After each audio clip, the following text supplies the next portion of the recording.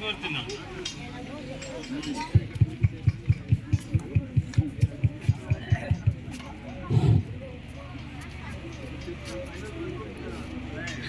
అమ్మ, ఓ మంచి అమ్మ, అడగకుండానే అన్నం పెట్టావు, అడగకుండానే కూర వేసావు, అలాగే అడగకుండానే ఏం కావాలన్నా మాకు ఇచ్చావు.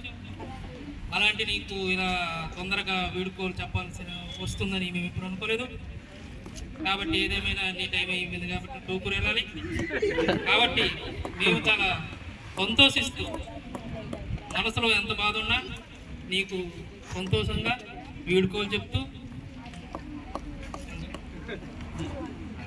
సరే ఇదే విధంగా దమయంతి గారు రిటైర్మెంట్ ఫంక్షన్కి ఎన్ని పనులున్నా సరే, బిజీగా ఉన్నా, దావోస్లో మీటింగ్ ఉన్నా సరే, ఎట్టి పరిస్థితుల్లోనూ మన దమయంతి గారికి వీడుకోలు చెప్పాలని మన రాష్ట్ర ముఖ్యమంత్రి వర్యులు చంద్రబాబు నాయుడు గారు ఇక్కడికి వచ్చారు.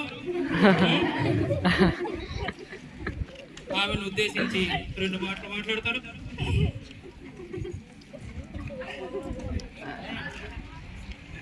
వినండి. అందరికీ నమస్కారం. చాలా ఆనందంగా ఉంది. ఇదే విధంగా నేను చాలా ఎప్పుడు కూడా ఇటువంటి రిటైర్మెంట్ ఫంక్షన్ చూడలేదు. ఎందుకంటే ఒక టెంట్ లేదు,